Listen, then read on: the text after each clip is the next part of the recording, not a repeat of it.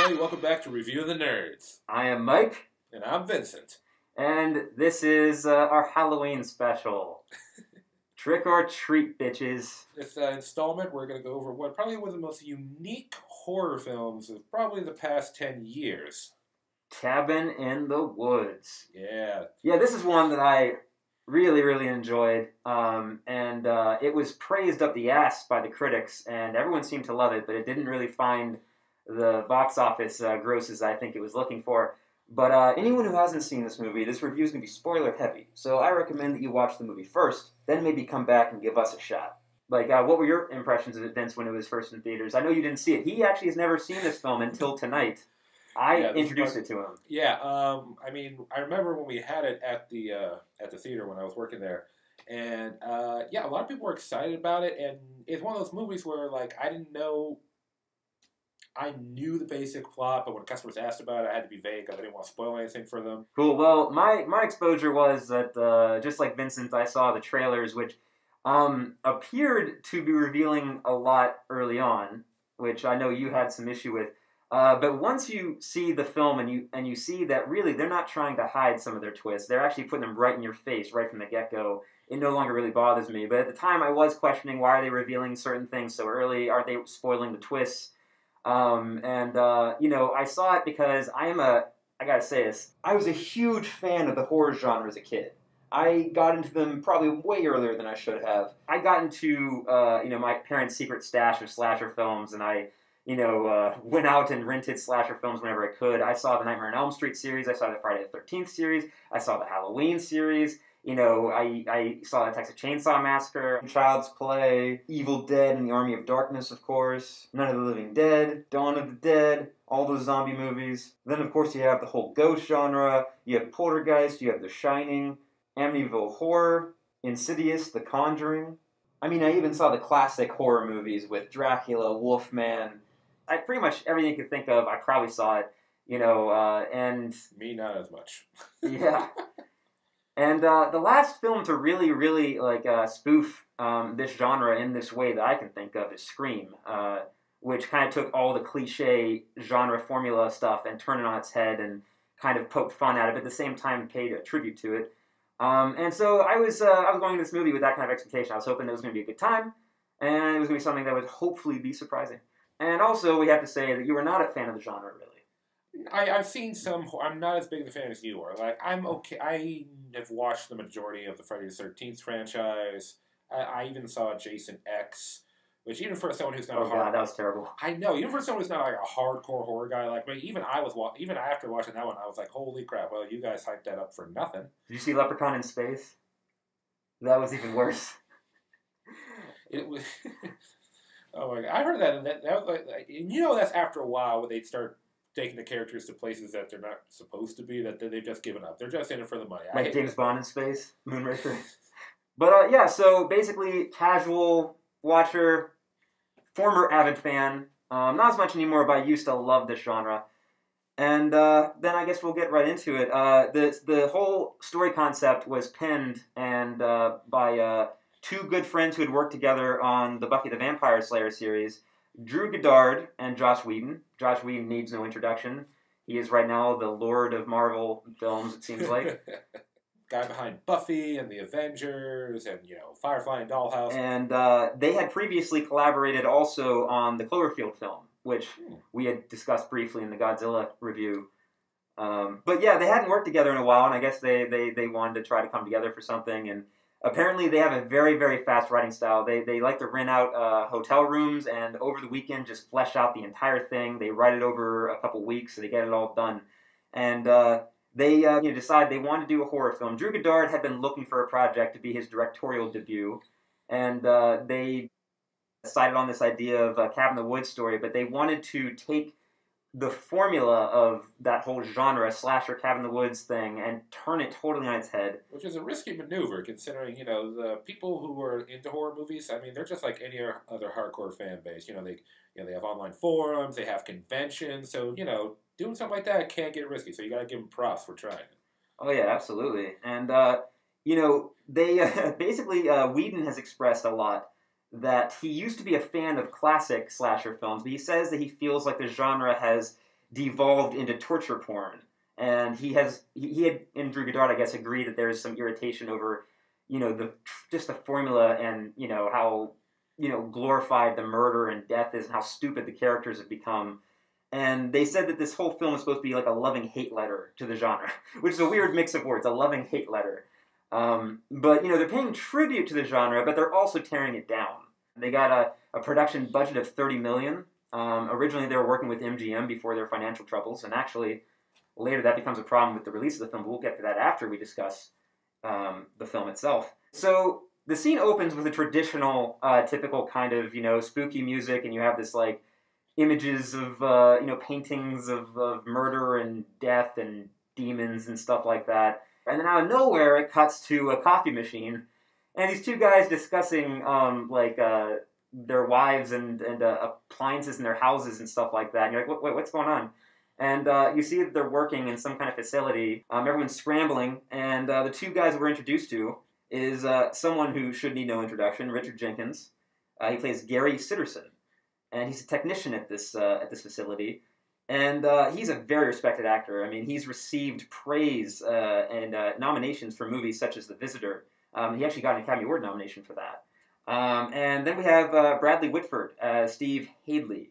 And he's another technician that works alongside Richard Jenkins in this film. And he's received multiple nominations and wins for his work on The West Wing. I guess that's probably what he's most famous for. One thing in the writing is that Goddard and Whedon, they said that these two characters, these two technician guys, were their voice in the film. They said they were supposed to represent them in a way. That was the intent. So basically, though, they get on this little go-kart and they go off, and then out of nowhere, like in the middle of a sentence, this like giant title comes up. It was really just a weird way to start it. And Joss Whedon and Drew Goddard, they mentioned the whole intent behind this was to confuse the audience. Like they wanted you to wonder, what am I getting into here? And the studio actually asked them to not do that. They said, could you try to withhold this until midway through the movie? And Whedon and Goddard stuck to their guns, and they kept it this way. So then we move on, and we're then introduced to our 5 sacrifices. Oh, getting ahead of ourselves. Teenagers. Helpless teenagers. What? What's going on? Does that blow your mind? I just ruined the twist. What? Bruce Willis is a ghost? Okay. Bruce Willis is in this? And our first helpless teen that we're introduced to is Kristen Connolly as Dana Polk, the Virgin. And I like to call her the redhead. Oh yeah. Oh, she's quite an attractive young lady. Yeah, the shot in her underwear. Yeah. The shot from inside her underwear. Yes, it was.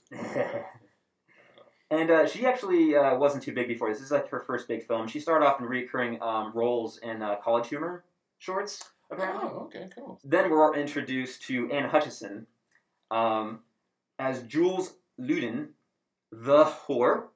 Yeah, I looked up the cast on IMDb when we decided we were going to do this episode, and it turns out she brought some nostalgia for me when I found out things she's done before. She actually was featured in a season of Power Rangers as the Yellow Power Ranger. Power Rangers Jungle Fury, I think, was the season or something like that, but yeah. So, yeah, it's kind of cool to have somebody who was playing a children's superhero now. Showing her boobies. Yes. Well, what's up with all these former Power Rangers babes that are all doing these slasher films, getting their boobs out? Serena Vincent and now Anne Hutchison. And they were both Yellow Rangers. That's true. It's something about the Yellow Ranger. Anyways, no insult against them. They both do fine jobs in both films they're in, and they're beautiful women. Oh, gorgeous. Then let's see what else we got here. Then we got... Well, we just might as well call him Thor. Here comes Chris Hemsworth. As Kurt silence. Yeah. Maybe they play on Kurt Wagner, because the thing is, he's the jock, but he's actually a sociology major, so he's not the stereotypical dumb jock. But he is serving the archetype of the athlete. This film, along with Red Dawn, was actually shot for the same studio around the same time, and both films during MGM's financial crisis were pushed back on their release date. And this was actually shot before Thor, but it wasn't released till after Thor. So before, when this movie was being shot, they probably had no idea what this guy was going to go on to do. And it's even more funny watching this movie like after he did Thor. At the time, I think he was best known for playing George Kirk in Star Trek. James T. Kirk's father. Yeah, that's right. I forgot about that. Yeah. And then we are introduced to our, friendly neighborhood stoner, Fran Kranz as Marty Mikowski, the Fool. He received extensive prop and behavior training to capture that stoner persona. Like, they actually had a expert consultant, is how they worded him, basically teach him how to roll joints correctly and how to have his posture and everything. Because they wanted it to be, I guess he's not really a stoner in real life. That's surprising because he plays it really well. I guess he studied really hard. He plays the violin. And things that actors get paid to do, get paid to learn how to be a stoner. Jesse Williams as Holden McCree, the Scholar. I'm not too familiar with this actor, actually, but he does a good job in the film, so no insult to him. I'm not totally familiar with him otherwise. That is our primary cast, and all these good people get together and they start on a journey in your traditional formulaic horror film. And this is actually the part of the movie when I first saw it that I was a little concerned where it was heading, because it was like, isn't this just like what you see in every movie? But man, you just have to stay patient because does it get better, and you can take it here. All right, so story moves on. Our group they're going on a trip to Chris Hemsworth's character's cousin's cabin out somewhere in like the mountainous woods, and they jump into like an RV and they're heading out there, and of course they stop at an old broken down gas station and they're calling like, "Hey, is anyone here?" And boom, some crotchety old dude comes out and he's like, "Do you know her clothes? Do you see her clothes shine?" So he's playing the the stereotypical guy, old, scary, creepy dude who warns them like, "Don't go up there. No one ever comes back." And he pretty much flat out says that. So they're like, okay, he's just some kind of weirdo. And the interesting thing is, the first person to say something to him is actually our stoner character. It's not Chris Hemsworth, the athlete. It's actually the stoner character who like stands up and is like, "Hey, don't talk down to us like that." Well, Thor was kind of like, "What'd you say?" Yeah. Well, after he drops the W word, whore. Yeah, he calls Anna Hutchinson a whore, and that's Hemsworth's girlfriend in the movie. So then he starts to step up. But before that, it was a stoner, which is really cool. So they hop back in the Rambler wagon or whatever it's called, the Rambler RV. And they're getting down the road, and we during the course of the movie, we keep shooting back to like the people, the technicians going over stuff, and apparently, they keep talking about Japan. How about like Japan keeps like something about the Japan office keeps doing like it gets it right every year, and like they really want to beat the Japanese this year. They're really fixated on the Japanese for some reason. I guess they say America always is second, but. Yeah. There's some kind of global event. This is just an isolated thing. And then the technicians randomly get a phone call. And they're on the phone with the Harbinger. We don't know who it is at first. And they put the guy on speakerphone. It turns out it's the guy from the gas station. And he's talking in some kind of like really ancient Latin kind of hymn, ritualistic, like, the deaths of the innocents and stuff like that. And then all of a sudden he's like, "Am I on speakerphone?" And they all start, and they're like, "No, I'm sorry." And they plug him back out. And they're like, "Okay, no, you're not a speaker anymore." And then he keeps talking back in that like kind of old style talk, and he's like, and the people start laughing because he takes his position way too seriously, and he's like, "You fuckers, I'm still on speakerphone, aren't I?" Yeah. And that's the scene in the movie where that something else is this movie's going to offer you something else. I mean, because you were seeing all this formula stuff right before that, and then you see this scene, and it's like, okay, this is not traditional for a horror film. This is funny. And that was the first scene where I knew we were maybe really in for something different. Yeah. So they get back in the RV, head back down the road. They go through a little tunnel. There's a hawk that soars overhead the camera and flies straight into some kind of grid network. This suggests that the cabin in the woods and the whole surrounding environment is artificial, and it's being controlled and manipulated by somebody. It feels very much like rats entering a maze. And this is setting up something that's going to have a big payoff later in the film. Then we're at the cabin. It's just totally traditional formula stuff. If you've seen horror films, you know exactly what's going on there. They're exploring creepy rooms, and it's this, creepy cabin looks just like the cabin from The Evil Dead. The interior is even very similar. And there's this weird double-sided mirror that you can watch someone through, and there's this, creepy painting of a family cannibalizing something. Everyone's, just like, okay, well, forget it, everything's cool, let's, drink and have fun anyways, let's ignore these creepy things. The stoner. Do you notice if you notice in the lake scene, he's the only one not to take his clothes off and get in the lake. Now that fits with his character, but the actual reason for that is that apparently the actor is so ripped that he like actually looked like competition to Thor. Like, and once they saw how cut he was, they were like, okay, you need to leave your shirt on because this is going to totally ruin the image of you being the dumb, foolish stoner. Thor had some competition. He puts the Cheetos in his Wheaties. We keep coming back to Richard Jenkins and Bradley Whitford, and just seeing that they are orchestrating this thing in one way or another. Like sometimes they'll change temperatures or lighting, or they'll pump gas, like chemicals or drugs to affect the way they're doing things. We find out that the stoner's weed has been tainted with something, and we find out that the hair dye that Anne Hutchinson used to get blonde hair was laced with something to make her more stupid. So basically, for whatever reason, the people that are behind all of this want this to go in a very specific direction, and that direction, of course, is every film you've ever seen before. And then people are taking bets and everything in the facility where Richard Jenkins is, and everyone's betting on which monster these teenagers are going to unleash, and you see all these options on this whiteboard. There's tons of stuff. I mean, what are some of them? Monster options that could pop out of there. We got zombies, we got werewolves, we got aliens, we got Helllord. Man, we had so many things. Even there's witch, there's sexy witches, which is just a joke on how all women's costumes are sexy, whatever. I thought that was a nice little add-in. If you've ever seen a movie where some kind of nasty evil creature rips somebody apart, it's on that board. There's also a couple cameos in there. We got Deadites. Yeah, we got some. Oh yeah, we got Deadites. And we got Angry Molesting Tree. Angry Molesting Tree. Oh. So a little tip of the hat to Evil Dead.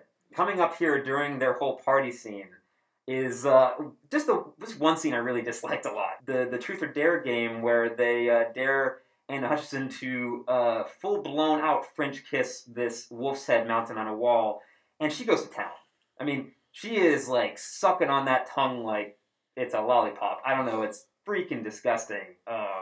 Yeah, I didn't like that scene. Apparently they laced the tongue with sugar to give it a dusty look, but also to make it easier for the actors to suck on it.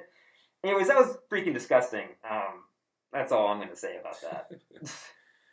I think that's just a spooful of the dumb shit you see in horror movies that's supposed to be like the sexy chick being like really like, seductive, but most of the time it's just really stupid what they're doing. Yeah. I actually got that scene because I always found that because I think they're just making fun of people when they get sexy in the film, and it just doesn't make any sense. Well, I think conventionally speaking, in a game of Truth or Dare in these type of films, it's usually like, I dare you to go make out with that girl over there. So that's what you're expecting. So instead, he tells her to go make out with a dead animal's head. See? There we go. Yeah, so I guess I get it. I thought the wolf head was going to come alive and start snapping at her. I thought that would have been cool. He's slightly bit her face off. Yeah, close to it. Just like, so they continue on. The guys are having fun, and all of a sudden, this a hatch in the floor pops up out of nowhere, and they realize there's a basement to this place. They go down to the basement or cellar, and they find it's just full of dozens and dozens of different items. There's like a wedding dress. There's film. There's reels of film hung up at places. There's a diary. There's a fortune telling machine. There's just all kinds of these little items, and each one of them goes down, and they all go down. And each one of them starts fiddling with one device after another. And of course, unfortunately for our red-headed, nerdy virgin chick, she starts reading from a diary. And the one thing you never, ever want to do when you're inside a cabin is read Latin from a book. Or try to open up some crazy puzzle that looks like it comes from hell. Yes. Or play with things that belong to dead people. Pretty much everything down there you don't want to play with, but she beat them to it. She got to that item first. Yeah. So she starts reading, and our stoner dude, he's like, don't read the Latin. He's like, he literally said the wrong Latin on the side here. Don't read the Latin. But of course she reads it anyway. And apparently that triggers the technicians to release a family of zombie redneck cannibal-esque? I don't know. Apparently there's a difference between the zombies, like zombie rednecks. Because in the betting pool, someone's like, wait, I called zombies, don't I win? They're like, no, you called regular zombies. These are redneck, but whatever, angry redneck zombies. Not the same species. It's like, okay. And I love Bradley Whitford when he's like, I thought it was going to be the merman. People start winning their bets and money back at the facility. So time goes on, and now we start getting to a lot more horror stereotypes. Our thing is, our stoner dude, he starts noticing everyone's acting outside of their normal self. I mean, Anna Hutchison, she's not a slut, but she's acting like a slut. Chris Hemsworth, he's a football player, but he's a sociology major. He's actually an intelligent guy, and yet they're just getting drunk and horny and stupid. And they run off into the woods to go have some forced sex. Okay. Chris Hemsworth and Anna Hutchison, they start to kind of get it on a little bit, but then she's like, I'm cold. And she cuts it off, and they're like, ah! And they have all these people on the monitors watching, and they're all disappointed. And then they pump in the pheromones, try to get it going a little bit. And it's just so funny, like, watching, they keep, like, showing, like, these sexy things going on, and boobies coming out, and then you cut back to, like, the guy sitting around the monitors, like, score. You're having your traditional, you've seen this in every Friday the 13th movie pretty much ever made. There's always that scene where there's two young teenagers going out to have sex in, a tent or in the middle of the woods, and you know who's coming, Jason. But in this case, it's zombies. And right in the middle of it, a blade goes right through her hand. She's freaking screaming. Thor is, like, going Thor-like on these zombies for a moment. He puts he's fucking punching them, which is something that always bothers me in horror movies, especially with creatures like, why is nobody attacking them back? You don't know what they are yet. You just think they're some kind of psycho. Punch them, tackle them, do something. He goes right in there. He goes right in there to fucking try to take these guys down. Of course, they overpower his ass, but at least he tried. And, sorry, Thor, you gotta sit there and watch your girlfriend get her head sawed off. And then we see Bradley Whitford, he and Richard Jenkins, they're both doing this little ritual kind of thing where they're thanking something, they're kissing a little emblem, and then they push this, like, a little lever, and you see this blood being drained into some kind of symbol, and you're starting to get the feeling that this is not just some reality thing, or this is not some kind of, there's something deeper going on here, something ritualistic, and that's where we start to realize maybe there's a sacrifice kind of situation. So that's like the first indication of that. So yeah, unfortunately, Anne Hutchison is now dead. Our stoner dude walks outside because he's totally messed up. He doesn't know he realizes something is going on. He goes outside to take a leak, and boom, out of nowhere, Thor comes running out of the bushes. He's like, "Run, get back in the cabin!" And there's like this little zombie chick behind him. She's trying to stab him, and Thor just boom, clotheslines her right, and it's hilarious. And you wish there were more movies where a football player would strong arm a little zombie chick. It was just freaking hilarious. He sent her back flipping. Yeah, he hit her good. It was hilarious. It's once again one of those moments where you're like, why does this happen more often in horror movies? Just kick it. Just kick it. Like, seriously, I would like to see, like, in The Grudge, Sarah Michelle Gellar just slap that chick. Just to see what would happen. Just curious. She's going to die anyway, but if you're going to die, you might as well slap a bitch. A deadly ghost bitch. I want to be clear on which kind of bitch I'm talking about, all right? So then they go into the cabin, and Thor at first seems like team leader. He's like, "Okay, everybody, we need to patch up all these windows, make sure that nothing can get in, and under no circumstances should we separate." And then Richard Jenkins, Bradley Whitford's like, "Oh God, this again." Like, okay, let's send in the drugs, and then they pump in this mist right into Chris Hemsworth's face, and then immediately he's just like, what we should do? We should split up. Should we cover more ground in this cabin? It's not that big, but it's big and yeah. And the stoner's like, really? Yeah. The stoner is the most reasonable person in the whole group. It's really interesting, And I don't know about you, but I know a lot of people who smoke weed, and they're very intelligent people. But anyway, so they're thinking about that, and boom, one of the redneck zombie creatures breaks in, and he's like, "Everyone go to your rooms," and they all run to their various rooms, and they lock their doors. And it's that moment that our stoner buddy finds a hidden camera, and even more starts to become clear to him. I like the moment where he's like, "I'm on a reality show? Yeah. Oh, man, my mom's going to think I'm such a stoner," or whatever.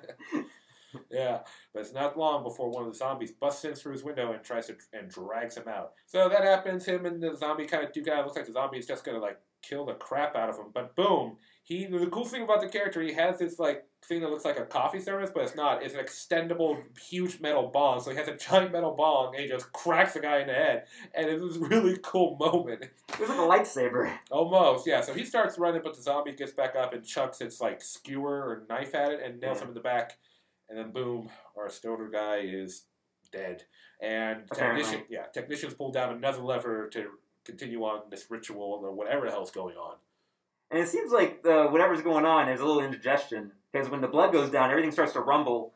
and you get an indication that maybe it's something they didn't agree with whatever they're feeding. Clearly, though, in this movie, when these people were selected, they were basically selected as the closest they could find to these archetypes, which is why they need all these drugs and all the other things to try to change or affect their them emotionally and psychologically.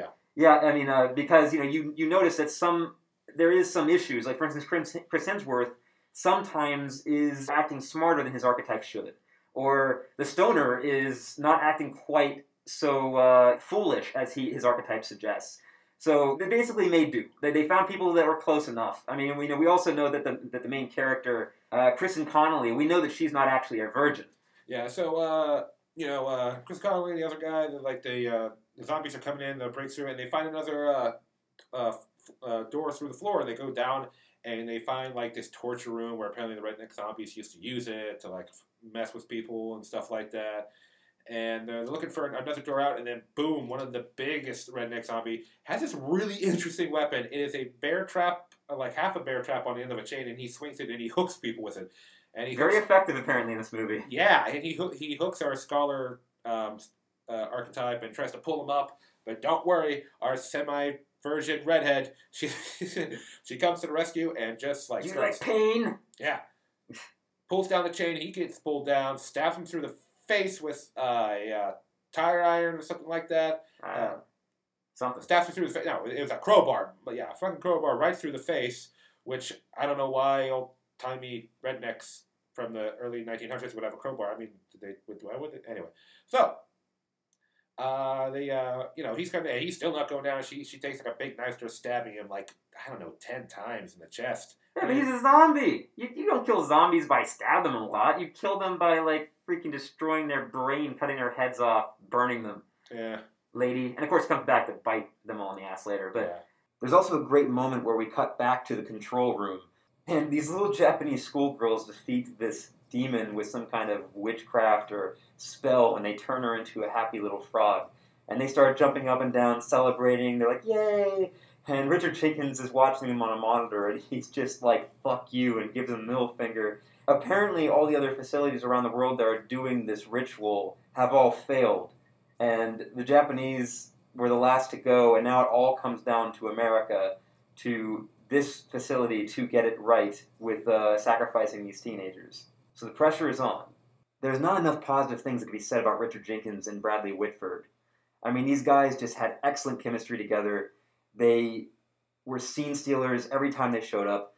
You just were always looking forward to seeing them again, what kind of mischief they were up to.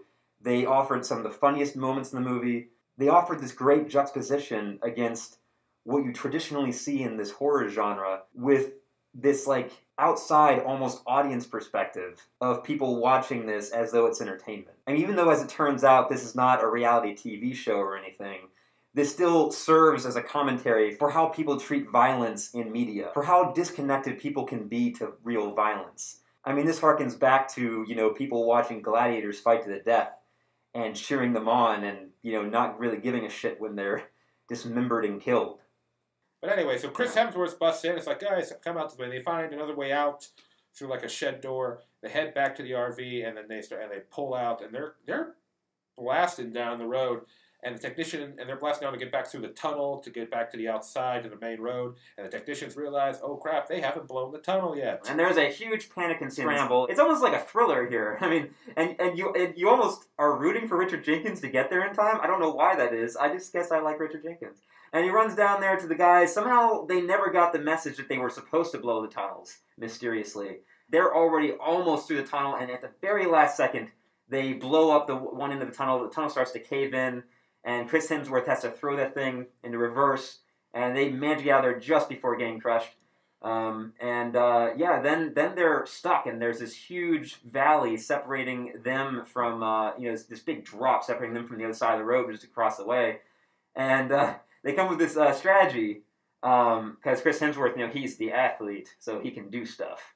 But apparently he's pretty good at dirt bike riding. Motocross, yeah. Yeah, and they think, hey, I'll jump this, and then I'll go get the cops, I'll go get the police, helicopters, I'll bring the whole army, I'm going to save every last one of us. Give this huge speech. And right now at this point, he's the one that everyone's looking up to. He's the one that you think is going to save them.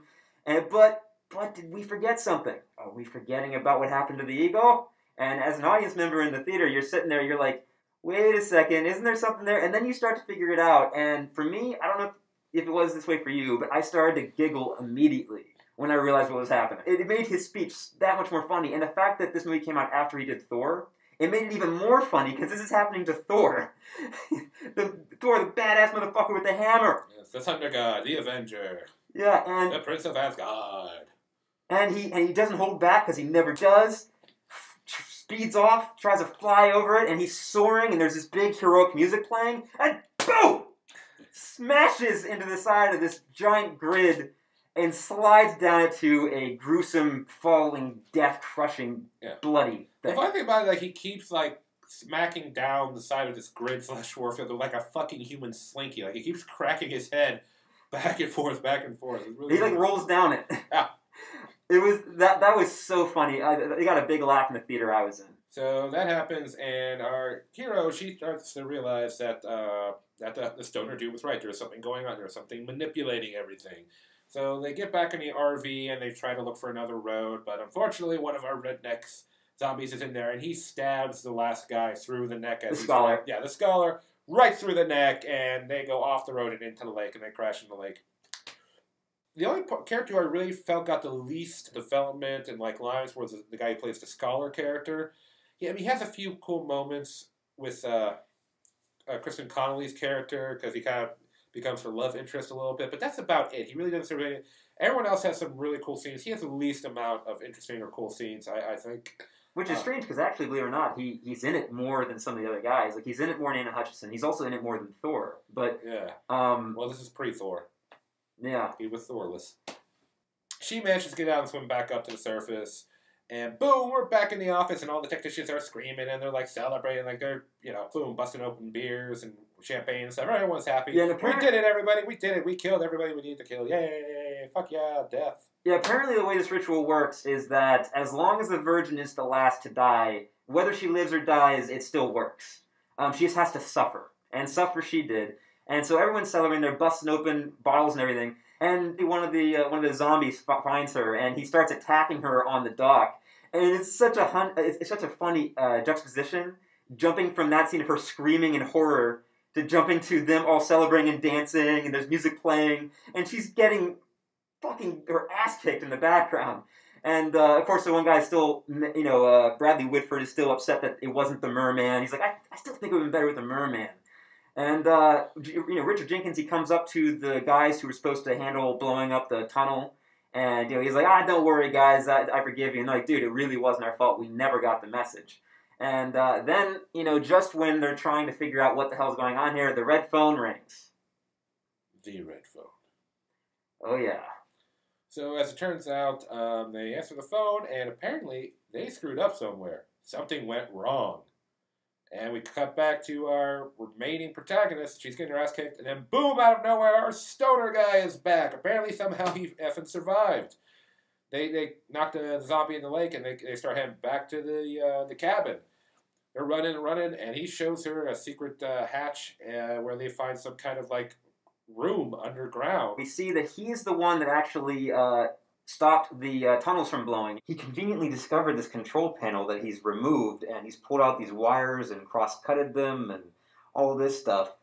And he managed to disconnect the communication to the bomb in the tunnel. How does he do this, you ask? Who cares? It works. Maybe in his average day life, he's a stoner electrician. And then Kristen Connolly takes a step back into a zombie on the ground that's in pieces. Disemboweled the crap out of him. And Marty, the stoner, delivers one of the best lines in the movie. He says, I had to dismember that guy with a trowel. What have you been up to? That got a big laugh in the theater. And then, he does reveal the elevator. Yeah. So it turns out they figured out that something sent these creatures up to the surface to attack them. So they hop in the elevator, they're going down, and then, boom, they're starting. The elevator actually has, a door, a back, but on the either side are actually windows. And they get down and they start coming up against, it's not really an elevator, it's actually a containment unit because they keep on going getting fine next to other containers, and there's other creatures. There's a werewolf. There's a ghost. There's some kind of freaky ballerina girl with like her face, just a face of teeth. She's got nothing but effing teeth. There's like a Hell Lord demon. The Cell with the Hell Lord. He's supposed to be an homage to a Cenobite, a creature created by Clive Baker for the Hellraiser films. He's holding what appears to be the same spherical puzzle found in the cabin cellar. This is based on what I believe is called a Lamarckin's box. Yeah. This object serves as a gateway that summons the Pinhead to punish those who solve the puzzle. So that was a giant homage to Hellraiser. There's like all these other monsters, and the camera pulls back, and there's like dozens and dozens of these creatures, all different, all unique. Reavers, one of the main monsters from Firefly, make a cameo in this movie. In the elevator cells, you can briefly see Tank, a witch, and a boomer and a hunter, which are four of the special infected from the video game Left 4 Dead. This cameo was to coincide with an expansion pack for the game, and the game eventually got canceled. The expansion pack got canceled when MGM went into financial crisis. If you look, though, there's tons of little homages and cameo monsters all over the freaking place. Oh yeah, there's a giant snake. There's like some kind of killer buzzsaw robot thing. There's even a unicorn, which that made me happy. Yeah, fucking unicorn. I like unicorns. Those things are cool. Yeah, it was awesome the way they used it, but they stab things with their head. But that tracking back shot was like, when you just see the scope of this whole thing. Wow, I mean, just it's like a Matrix version of a horror film. It's like one of those movies where it just it just opens things up so much bigger than you ever expected from the genre. And yeah, I thought that was freaking awesome. Right. And plus, I mean, being a horror fan, I can sit there like, oh, there's a werewolf. Oh, I was just like, oh, what? Oh, fuck! Oh, there's blood everywhere. I've never seen. Bat. It's a ghost. It's a killer clown. I've never seen so many. You hate clowns? I honestly really do. I've never liked clowns. Went to the circus one time as a kid. Circus was over. Got to meet the clowns afterwards. They were like, my uncle was like, "You want to go meet the clowns?" I was like, "No, I don't." Yeah, I've never been a fan of them either. I could see the clowns, or I could ride on top of the elephant real quick. But the clowns were next to the elephant. In fact, they helped you onto the elephant. So I was like, just forget it. The clown in this, I think, was an homage to the clown from It, Stephen King's It. But yeah, I mean, it's just when you're seeing this, you're like, I never thought I would see all of these horror creatures share the screen together. It's freaking cool. Yeah, it's definitely it definitely adds to the uniqueness of this film. In fact, you can see them all at the same time. Really cool, and you have these like geek out moments where even if you're like a hardcore horror fan, if you see this movie and even if you don't like it, you have to admit that scene is pretty incredible. I mean, it'd be like if you're a Pokemon fan and you're watching a movie and all of a sudden hundreds of Pokemon start pouring out of everywhere. You freak out. Indeed. And freak out I did. In the theater, I was like, oh, that's awesome. Oh, I can relate to this. Yeah, I grew up with this shit. But, then their elevator finally reaches the bottom floor, and there is a soldier or a guard waiting for them with a gun drawn. And at this point, we know it is definitely a ritual, a sacrifice to keep something at bay. Something dangerous. There was one remark that the guys, the technicians had where they were discussing and how it was so much easier when we used to just dump girls off in a volcano. So what's going on here, and apparently to complete this ritual, the fool needs to die. Yeah, our stoner. Yeah. Our cool stoner. Very cool stoner. Yeah. You gotta get it. He just won't fit that damn archetype. They want him to be the fool, but he just keeps not being the fool.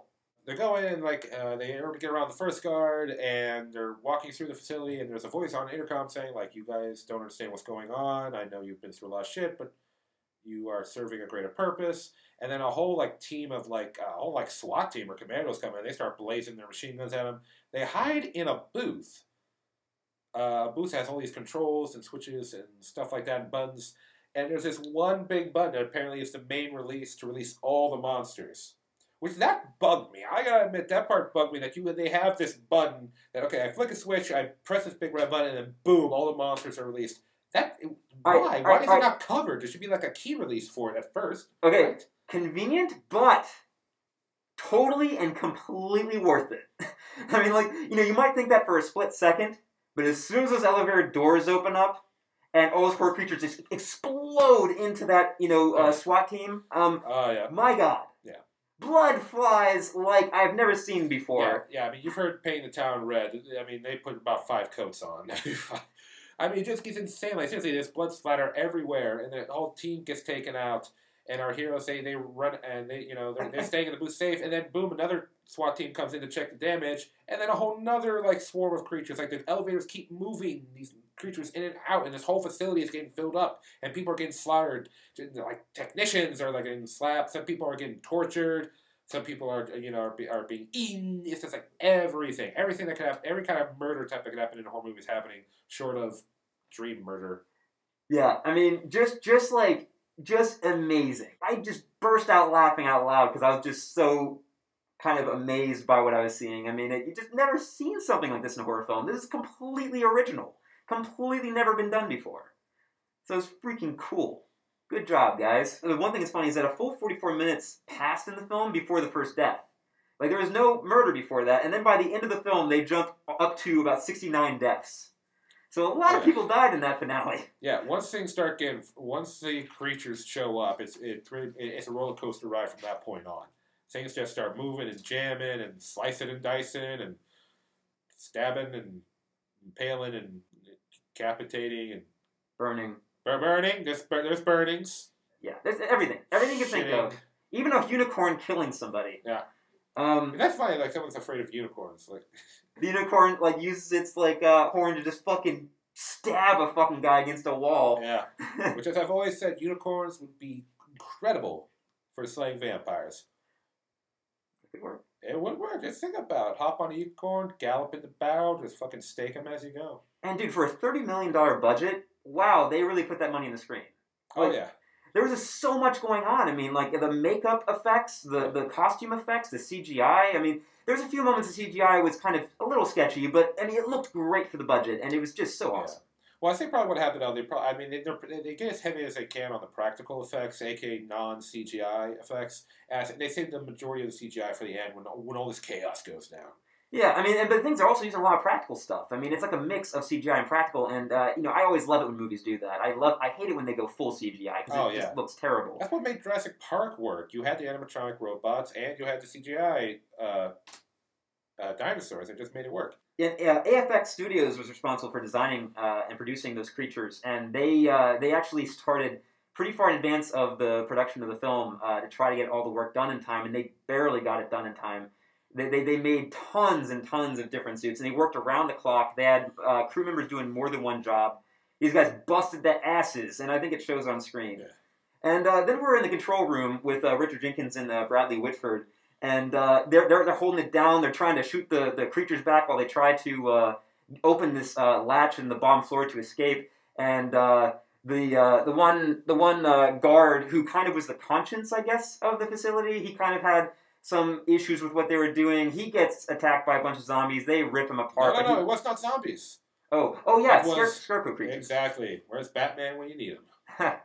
And he manages to get a grenade activated right before they kill him, and he blows up, and Bradley Whitford gets thrown across the room. Pretty good stunt. He gets thrown across the room and smashes into a bunch of controls. It's kind of like Saving Private Ryan. He's shell-shocked. The sound is way down, and there's this really somber moment where he's kind of blinking and trying to stay conscious, and then through the fog and smoke, you see something crawling towards him, and the music is getting bigger and more dramatic, and you see the reveal that it is the merman. And, of course, you just think it could happen no other way. And even he thinks that. He's kind of looking at it, he's like, oh, of course. He's like, come on. And then it just gets him, and it spits his blood and guts out its back, like its breathe hole in its back. And it's just getting all over the place. Fucking disgusting. And the one girl, what's her name? Amy Acker. She was on Angel for all you Whedon fans, which you probably already know. Yeah, she gets killed by some kind of squid monster. Richard Jenkins manages to escape through the hatch, and then you take it. Yeah. So Richard Jenkins, he's down. He's some kind of stone tunnels. He's running around, and he literally runs right into our protagonist, and Kristen Connolly accidentally stabs him right in the chest. And he just looks at him like, oh my, you guys, you guys, and you think he's going to reveal something, maybe something to help them, but no, he just fucking dies right there. Well, I mean, from a certain perspective, he's trying to help, because his last moments are looking over at the stoner, the fool, and then looking back to Kristen Connolly and telling her, kill him. Yeah. And, obviously he's a true believer. And in his mind, he's the good guy, and he's trying to save the world. He believes that ultimately he's doing the right thing. So they make it down into this ritualistic Chamber. room. Yeah, there's this chamber. It's got these stone pictures that represents all the archetypes that they fit. And then, out of nowhere, that voice that was over the intercom earlier is revealed. And it's Sigourney effing Weaver. Boom, there she is. Sigourney fucking Weaver. Yeah, and she's wearing black gloves for some reason. I don't know why, but that... It's creepier. Yeah, I guess it's creepier. Clearly, they wanted somebody big in this role. They withheld her so much in the promotions and the advertising, and they wanted her reveal to be a surprise. Yeah. And, she was like one of the scream queens of ye old days of horror, Alien as Ellen Ripley, obviously, and she's well known in, the genre in general. Yeah, Ghostbusters. I mean, she did Ghostbusters.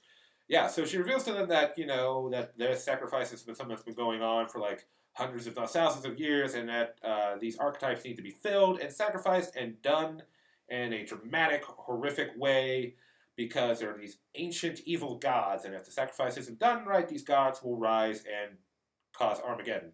So we're at the point where our virgin is now pointing a gun that they got at our stoner, and she has to make the decision to kill him or the world will end. And a fucking werewolf comes out of the fucking shadows and damn near rips their head off. Now, these people, they take a lot of damage in this movie, yet they still stand. I mean, she was thrown around the docks earlier. He was stabbed in it looked like the spine. I mean, how the fuck are these people still... Yeah, that's interesting. They take a lot of damage. Like, seriously, it only takes people... Don't ask me how I know this, but it only takes 3 inches to reach the vital organs, okay? Don't... You're the one wearing ghost face. Yeah, even if Ghostface is scared of you, that tells you something, man. Soldiers, if you're a soldier, you should know this. Bust out your K-bar knife. But yeah, anyway, it is weird because, seriously, especially Chris Hemsworth's character, before he actually finally dies, he gets stabbed, he gets knocked around.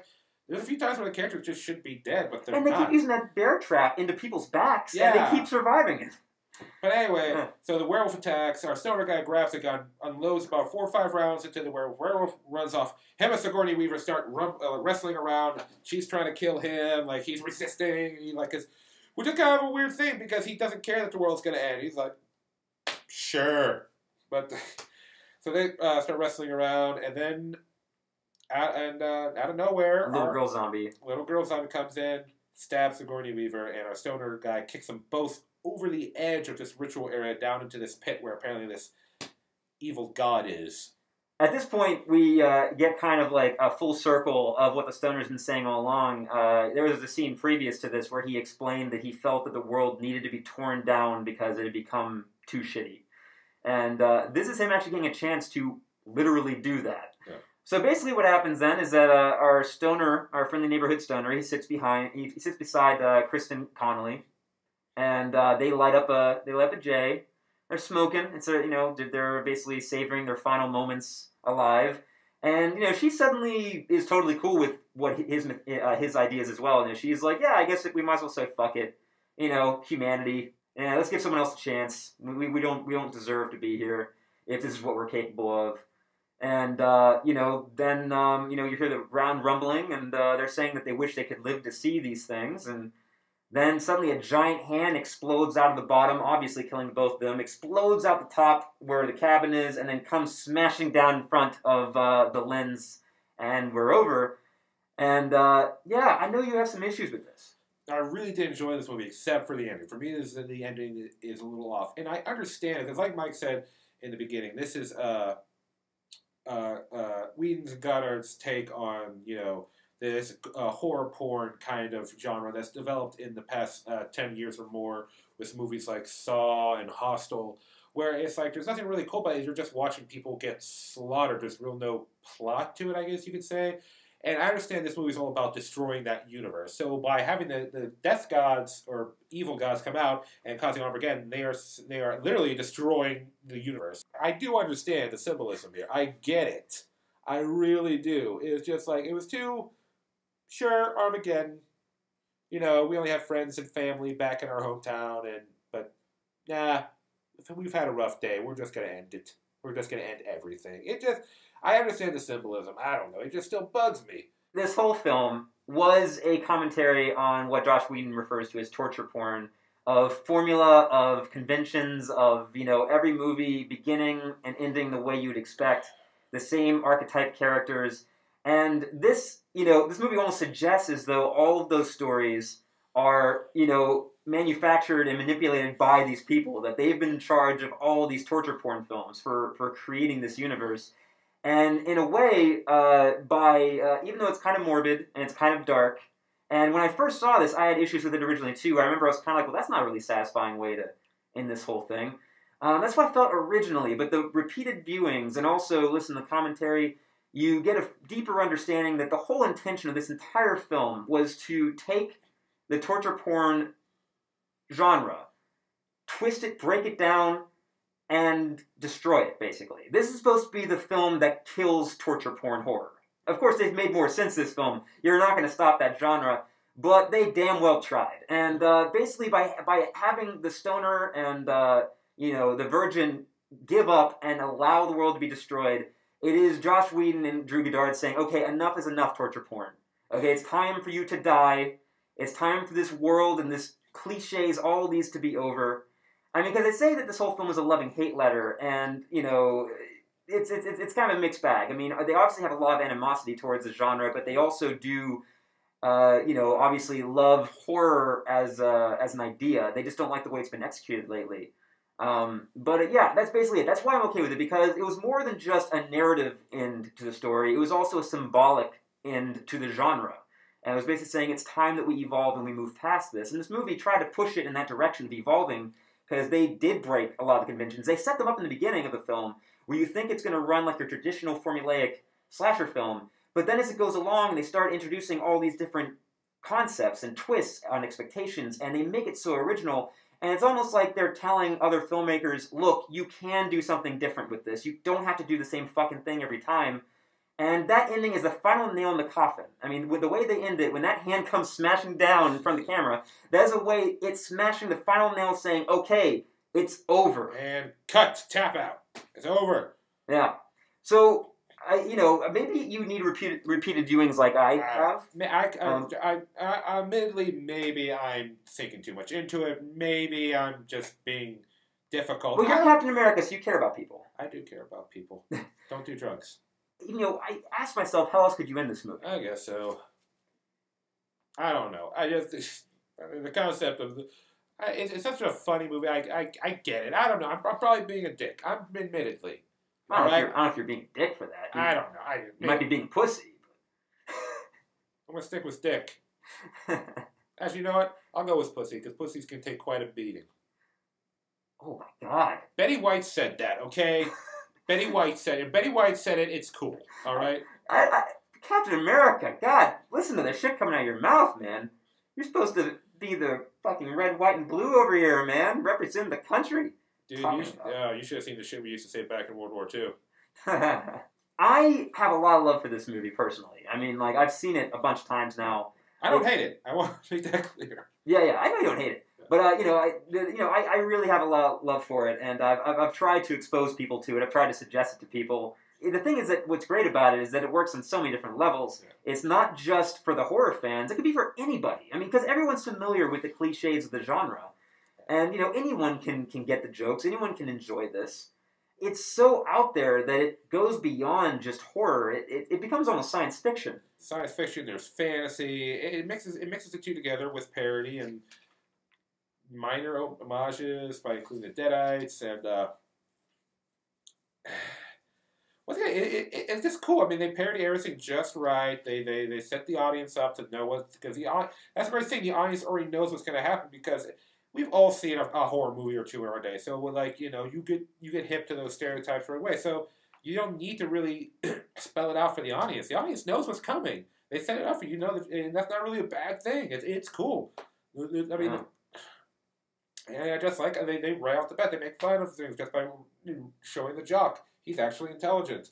The whore, she's not really a whore. She's just got seduction hair dye and makes out with a wolf head. The film was slated originally to be released on February 5th, 2010. And then it got delayed until January 14th, 2011 because they wanted to convert it to 3D originally. That was the first delay. I hate it when they do that. They do that with the first Wrath of Times film. They did that, well, not the remake. They did that. I remember that. It was supposed to come out, and then they pushed it back like 2 or 3 months to convert it to 3D, when it takes like 6 months to convert something to 3D like that. Which is why, if you guys remember that when that first came out, the 3D was like lackluster. I hate that. Don't do that just to make a couple extra bucks. Yeah, I'm not a big fan of 3D conversion. It never really looks that good. Yeah. It gives me a headache. Yeah, if you're going to make it 3D, plan the movie to be 3D from the beginning. Otherwise, you're just wasting our time and keeping the fans waiting. But then they ran into another problem, because that was the first delay, but then the big MGM financial crisis happened. And this actually affected multiple things, including the James Bond series. That's why in between Quantum of Solace and Skyfall, you had a really long gap, because all productions through MGM were being delayed. And MGM actually became so desperate that they sold some of their properties off to try to get themselves out of debt. And one of the ones they sold off was Cabin in the Woods. It just took a while, but the people that bought it was Lionsgate. And Lionsgate is well known in the genre for horror films, so it actually went to a great home. Drew Goddard mentioned in an interview that he was so happy that they took it. He said that it was like a dream to be working with Lionsgate because of their track record with horror films. But that's why it was delayed for so long, and that's why it didn't come out till way after Thor. That probably helped it slightly, though, because you have Thor in the movie. I'm sure that brought a few people into the theater. The first Thor, it wasn't, it was a nice movie, a nice, good first movie for the character, and just Chris Hemsworth, he played the character well. I mean, he looked like Thor. He had that royal stature, but that arrogance. He plays the character so well, and so just now he's a leading man. Of course, that's going to bring him. So it's one of those little things where it's like when it first happens, they're like, oh man, we got to wait like a whole year before it comes out now. But then sometimes mistakes turn into really good timing, and it's like a real nice thing to see in movies, because usually when something gets pushed back, it either gets pushed back way back or it eventually just gets canceled. And there are movies out there that you're never going to see because hell. This movie was one of the most praised horror films of the last decade. It has a 92% approval rating from Rotten Tomatoes, which is a collection of different critics' opinions. And the general consensus is the film is an astonishing mega feat capable of being funny, strange, and scary frequently all at the same time. And Roger Ebert praised the film. He said, Cabin has been constructed almost as a puzzle for horror fans to solve. Peter Travers said it's fiendishly funny, and he praised Kristen Connolly and Fran Kranz, who was our virgin and our stoner guy. Yeah. Stoner, yeah. They were both really great. Everybody in the movie was great, but our two leads did really good. Well played. Well, my favorites are Richard Jenkins and Bradley Whitford. I thought they were fantastic together. They're our comic relief assholes. Now, this is unfortunately where the movie suffered. And unfortunately, it's the most important thing for a movie to succeed in box office. It's not like it failed, but, it was made for $30 million. That's pretty cheap. In America, U.S. domestic gross, it only made $42 million. That's pretty low for a movie in this genre. I mean, most films in this genre, they make back 3 times their budget. Yeah, it had a decent opening weekend from what I remember. Correct me if I'm wrong on that, Mike, but I don't know for sure. Yeah, I remember having at least at my theater, had a good opening weekend, and then it just was things that kind of like dropped down afterwards because I think I don't know. I think probably for the general audience, Jane Doe, John Smith kind of people, I think it probably like threw them too much because I think certain people were not expecting to be much of a parody / homage as it was. So I think that confused a lot of people. So you mean maybe it's ahead of its time? Yeah, I'm not. No, I just think people had a different outlook on it when they went into it, not realizing what the movie really was. Probably, I think most people just went into it thinking it was just going to be another horror film, and I think not that it wasn't enjoyable, it threw people. So people were probably like, "Man, it's not even real. Don't go see it. It's like a fake horror movie." I think that's worldwide. The total gross was $66.5 million. Yeah. The 30. I mean, it's definitely not what they typically get. Like The Conjuring made back 5 times its budget? Yeah, now we have Annabelle, the prequel for that. That just came out recently. I don't know. We've been seeing that happen a lot lately. Like Pacific Rim, that happened to Pacific Rim. It didn't make back as much money as they were hoping. Still getting a sequel though. It's getting a sequel. It took over a year, but they decided to greenlit a sequel. And yeah, I remember that didn't do it. And Scott Pilgrim vs. the World, that didn't do really well in theaters, but that has a huge call. It's one of my favorite movies. I fucking love that film. And yeah, in theaters, it did poorly. It did really poorly. I remember at mine, we only had it for 2 weeks and then we dropped it. Yeah, and still, despite all of that, there are rumors of a sequel for this, believe it or not. And during a Q&A session, the first question Godard was asked was if there would be a sequel. His response was, "Have you seen the ending to my movie? I mean, how can you do a sequel? Like, a giant hand comes and the whole world's over." Biggest spoiler, Armageddon. I mean, the sequel, if there's anything close to a sequel, it would have to be survivors surviving in the world where there are these gigantic god creatures devastating civilization and maybe them trying to figure out a way to kill them. You could technically do a prequel. Like, have something that takes place in the world but it happens before the apocalypse, but it wouldn't be anywhere near as good. Yeah, I don't know. It'd be hard. I mean, that thing. If they do a sequel, you know what they could do? You actually brought this up in the car with me. This could be a cool idea. What? You asked how the hell did they catch all these creatures? And, I suggested, what if there is a police force that goes out and hunts these things down and captures them? Because all the monsters, they said, they're not like fake monsters. They're all real. It's a real werewolf. It's a real unicorn. It's a real ghost. It's a real chainsaw machine thing. Yeah, but you know what? I mean, if this movie is all about saying this horror, torture porn thing should be ended, then making a sequel or a prequel, wouldn't that be kind of going against the whole message of the film? Yeah, that's definitely true. I'm just spitballing. No sequel could possibly live up to this first one anyways. I mean... I just had a great idea. Dude. Are we writing the sequel, Vince? Here's the idea for the sequel. We're going to take Cabin in the Woods and we're going to combine it with Pacific Rim. Yes! No, check it out. It's the failsafe in case they never completed the ritual. They constructed giant robots to battle these death gods. Oh, yeah.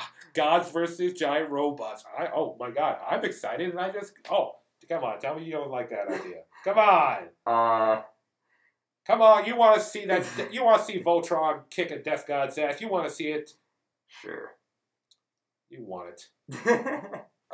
Final thoughts. Yeah, but no, the movie was just so funny. It's just another great achievement by Whedon and Goddard working together. I mean, it was good. It just really did. Like, I guess I'm starting to kind of come down from where I was. I guess the ending doesn't bother me as much because it makes sense. The ending makes sense. It just throws me. But yeah, no, everyone did a great job. All the different monsters. It was really cool how many monsters they stuffed into this film. It was a cornucopia of different creatures and beings and entities and murderers. And also another, again, Joss Whedon staying loyal to his people because we had Amy Ocker in there who played Fred in the Angel series. And then there was that one other guy who played the intern who was on Buffy. Can't remember his name, but he was important in the last season. And it was a very enjoyable film. I'm kind of disappointed in myself that I didn't see it before now. But if you guys haven't seen it, go check it out. Because if you love horror movies, you've probably already seen it. If you haven't, go check it out. It's a lot of fun, good acting, good writing. I mean, except for the ending, I really don't have any that major complaints, except for maybe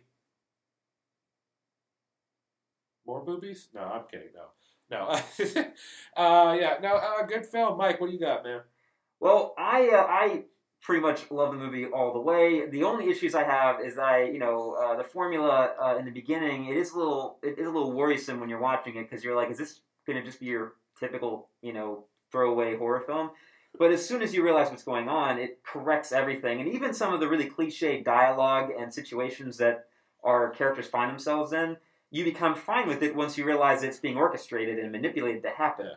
Yeah. If you really go along this movie and you give it a chance, it just gets better and better and better. It's almost like what do you call those Russian dolls, where you open one up and there's another one inside, there's another one inside. It's like you think you know what it is, but you don't. There's something else going on.